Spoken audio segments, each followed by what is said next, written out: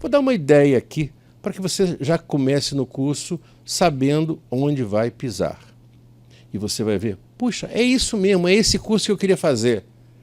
Vamos lá. Vamos à programação como a gente imaginou. Claro que ao longo do tempo a gente pode trocar uma ou outra coisinha na medida que a gente note ou que o MEC precise de algum conteúdo, ou que os alunos, puxa, Antônio, podia ter mais um pouquinho sobre aquilo, aquele assunto tão interessante, você cortou. Bom, nós temos que colocar o curso dentro de uma certa temporização. A gente não pode extrapolar no tempo, mas a gente tem um certo joguinho de cintura para a gente poder dar aquilo que os alunos e o que o MEC precisa. Vamos lá. Programação preliminar. Começamos com uma visão geral sobre a política de educação especial com a perspectiva da educação inclusiva. Bom, o Brasil se comprometeu internacionalmente e adotou efetivamente uma política de inclusão, de fazer com que todas as pessoas que têm deficiência venham a estudar em escolas, compartilhando o espaço, uma escola inclusiva. Tá? E aí a gente tem que explicar um pouquinho sobre isso. A gente vai começar com uma evolução histórica sobre o atendimento às pessoas com deficiência. Vamos falar sobre o modelo de inclusão escolar, as vantagens e desafios. Vamos contar como funciona, ou pelo menos como ele é estruturado, o atendimento educacional especializado, ou seja, o AEE. Os critérios usuais para você identificar e avaliar os alunos. E uma coisa muito importante, que são os centros de apoio pedagógico e os centros de referência. Esse conteúdo inicial visa preparar a pessoa para entender como ela vai trabalhar na sua vida real e quais são os parâmetros que o MEC utiliza. Tá? Nós vamos falar, claro, no modelo também das salas de recurso multifuncional, na relação dos tutores, com os professores. Vamos falar sobre vários aspectos importantes para que a vida do professor dentro desse ambiente que a gente chama de atendimento educacional especializado possa ser o mais seguro possível. Próximo tema, cegueira e baixa visão, conceitos e características. Esse curso visa dar uma informação sobre um aspecto específico, deficiência visual. Então a gente tem que explicar o que é deficiência visual, como é que ela se manifesta, de onde ela aparece. Bom, e os temas são os seguintes. Primeiramente, noções básicas sobre o funcionamento do nosso sistema visual. E como ele não funciona bem, eventualmente, o que a gente pode fazer para ter um diagnóstico? Claro, nós não somos médicos, o médico vai fazer um diagnóstico clínico, mas nós podemos ter alguns tipos de diagnósticos também, até para encaminhar as nossas crianças, os nossos alunos, para um sistema médico de atendimento e, mais importante, a prevenção. Vamos estudar os conceitos sobre o desenvolvimento de crianças e adultos com deficiência visual. Como é que se processa o desenvolvimento dessas pessoas?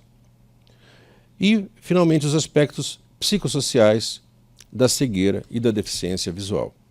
Como vocês puderam perceber, a ideia aqui é dar um contexto sobre, do ponto de vista médico, do ponto de vista de desenvolvimento, do ponto de vista de interação, como é uma pessoa que tem deficiência visual. Pode ser uma cegueira, uma baixa visão, e como é que você, professor, vai lidar com isso? Desde o ponto de vista de diagnosticar, de encaminhamento, de entender o que acontece no dia a dia, entender os aspectos de operação que são adequados ou não quando você lida com uma pessoa com deficiência visual e assim por diante. O próximo tema são os recursos de acessibilidade para deficientes visuais.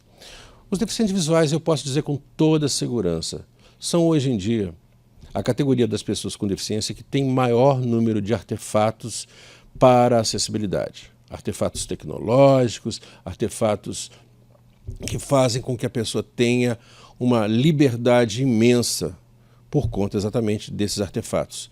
E aí nós vamos falar sobre, primeiramente, a relação entre pessoas com deficiência visual, tecnologia e sociedade.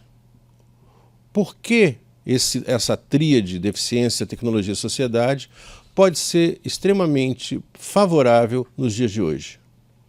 E aí, nós vamos falar sobre as questões de acessibilidade e sobre um tema muito importante, que é o design universal. O que é o design universal? É você projetar um artefato tecnológico de tal maneira que ele não sirva só para cegos, sirva para cegos e para outras pessoas que não são cegas, ou com baixa visão, ou com uma visão normal. E falaremos também sobre a questão da acessibilidade do ponto de vista físico, a pessoa chegar no lugar, a pessoa andar com segurança, sensorial e cultural. Vamos falar também, claro, sobre preconceito. E vamos estudar diversos aspectos sobre tecnologia, explicando como é que a tecnologia pode ser uma promotora da acessibilidade para as pessoas com deficiência visual. O próximo tema é a produção de material didático para pessoas com deficiência visual. E aí, produção de material didático é muito importante para o professor. O professor vai ter que modificar os materiais que ele recebe, os livros, os textos, a forma de ensinar, para que o aluno possa, dentro da sua situação de deficiência visual, aproveitar ao máximo aquilo que o professor tem para oferecer.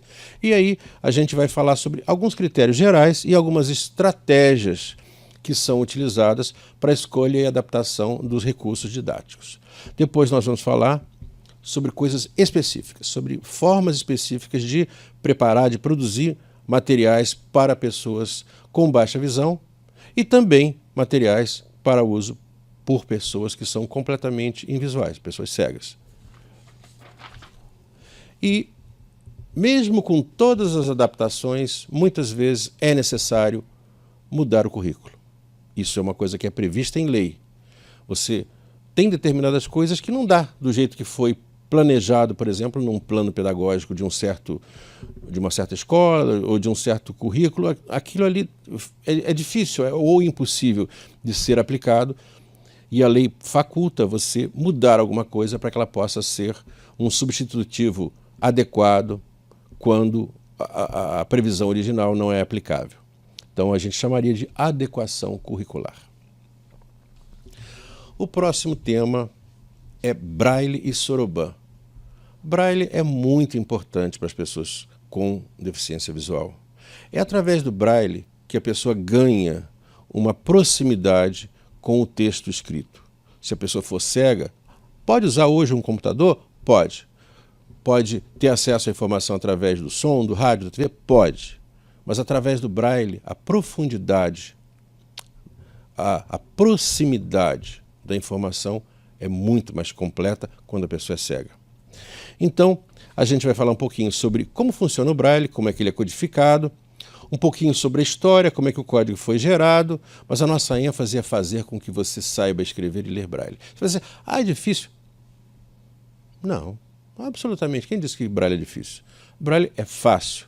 Braille tem uma série de regras que você aprende rapidamente, tem que treinar um pouquinho, e a gente já deu vários cursos de Braille aqui, a gente sabe que se você tiver uma criança, você consegue ensinar Braille para a criança, o básico do Braille, em poucas horas. 3, 4 horas. Eu tive meus filhos, ensinei Braille para meus filhos quando eles eram crianças, quando eles tinham, sei lá, 4, 5 anos. Aprenderam Braille, nossa, em 2 horas sabiam já o básico, sabiam escrever o nome, sabiam tudo.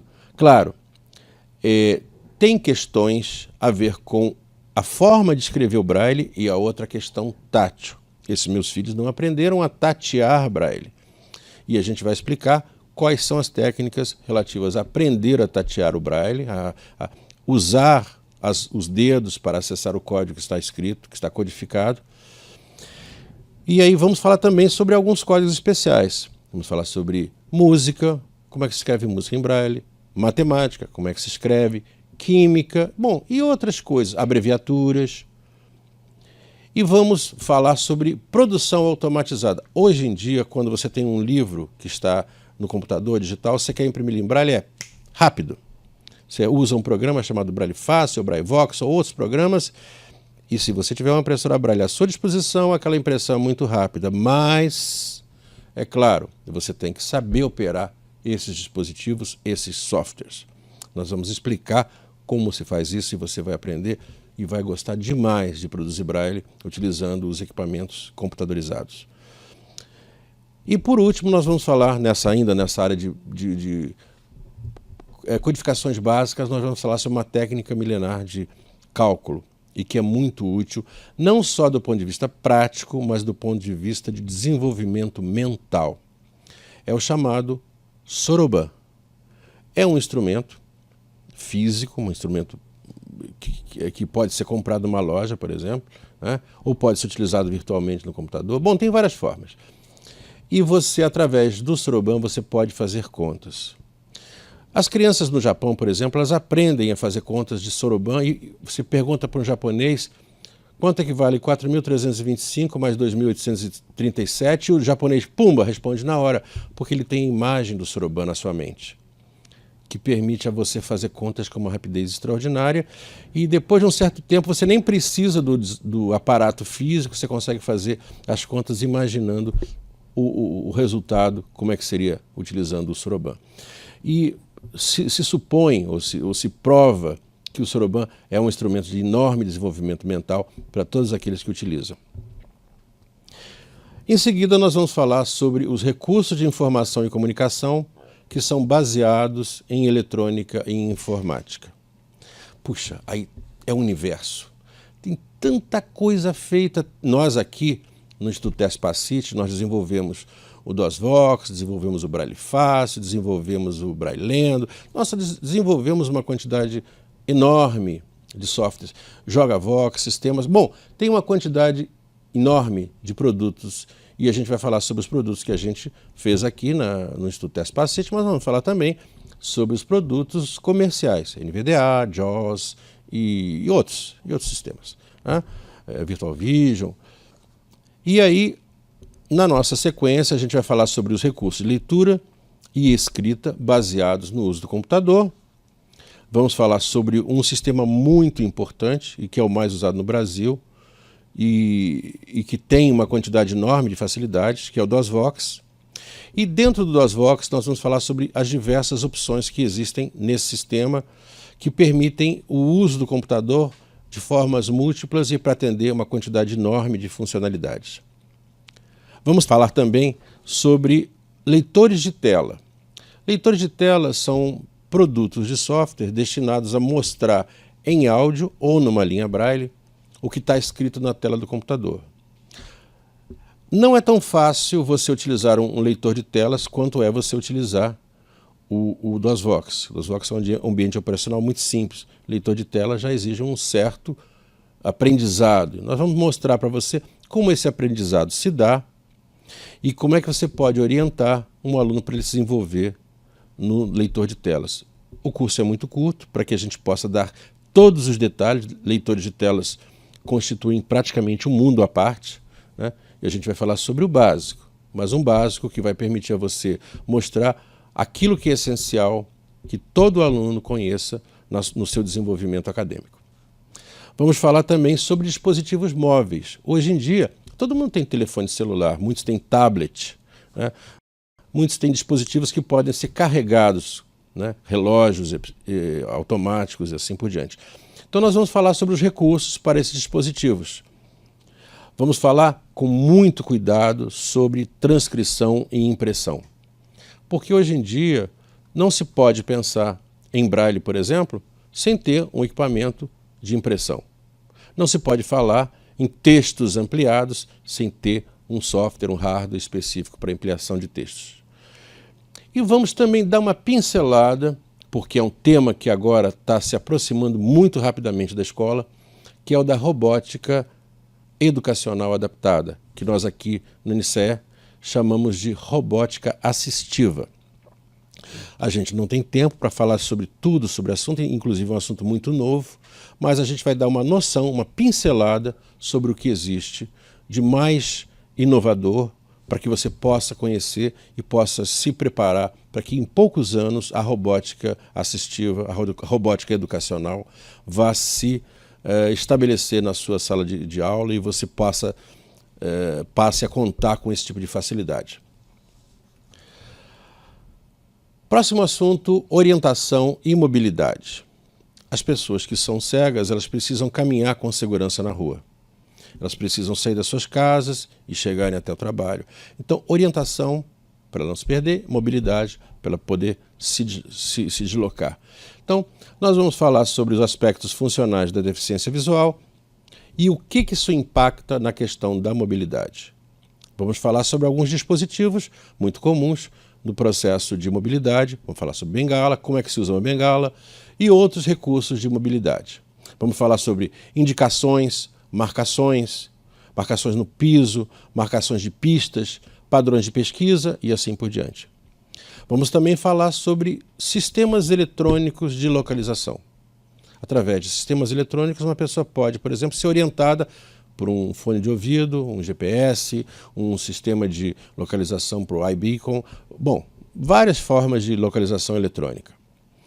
E, finalmente, modelos que podem ser usados na mobilidade interna e na mobilidade externa, nos ambientes indoor e nos ambientes outdoor. E com isso a gente espera que a gente dê um pouco de noção para o professor, para ele poder dar um mínimo de orientação. Claro, para você dar uma orientação conveniente em orientação à mobilidade, é necessária uma formação muito mais completa. Mas a gente acha que com esse mínimo que a gente vai dar aqui, o professor vai conseguir entregar para o seu aluno um conjunto de informações que vai realmente dar uma boa ajuda na sua orientação em mobilidade. O nosso interesse é fazer com que os alunos, uma vez que eles cresçam, uma vez que eles atinjam a maioridade, uma vez que eles se tornem pessoas mais sêniores, eles tenham independência. Independência, autonomia. Não precisa depender de ninguém ou depender minimamente. Então nós temos aquela noção de que é importante ensinar como é que se vive com autonomia, apesar das limitações da deficiência visual. Então, nós vamos falar sobre alguns conceitos básicos, sobre o tema de vida autônoma, vamos falar sobre algumas técnicas de orientação, vamos falar sobre proteção. Afinal de contas, nós não queremos que ninguém tenha autonomia e se machuque. Tem que ter autonomia com segurança, com proteção. E a gente vai também ser realista. Às vezes precisa pedir ajuda. Então, como é que se solicita e como se livra também da assistência? E o último capítulo fala sobre as situações em que a deficiência visual ocorre junto com outras deficiências, que a gente poderia chamar de deficiências múltiplas, né? Então vamos falar sobre problemas. O que implica em você ser uma pessoa cega e também surda, ou ter um problema de paraplegia ou tetraplegia, ou ter uma deficiência mental. Bom, algum tipo de junção entre a deficiência visual e uma outra característica que pode ser agregada às dificuldades do professor e da própria pessoa. Então nós vamos falar sobre problemas gerais da deficiência múltipla. Vamos falar sobre que tipos de situação ocorrem normalmente associados à deficiência visual e como é que isso se manifesta. Há um aspecto muito particular e muito importante que é a questão da surdo-cegueira, em que a pessoa não consegue enxergar e não consegue escutar. E com isso, as questões pedagógicas se tornam extremamente mais complexas. E por último, vamos falar sobre um outro caso inverso, em que a pessoa tem, além da deficiência visual, uma mente privilegiada, o que a gente chama normalmente de altas habilidades, ou tem uma habilidade extraordinária de fazer qualquer coisa, tocar piano, fazer contas, projetar equipamentos, altas habilidades. Como é que você faz com que o indivíduo que é cego e tem altas habilidades seja um indivíduo que tenha realmente um diferencial na vida, no trabalho, no estudo e etc. Vocês puderam perceber que curso completo.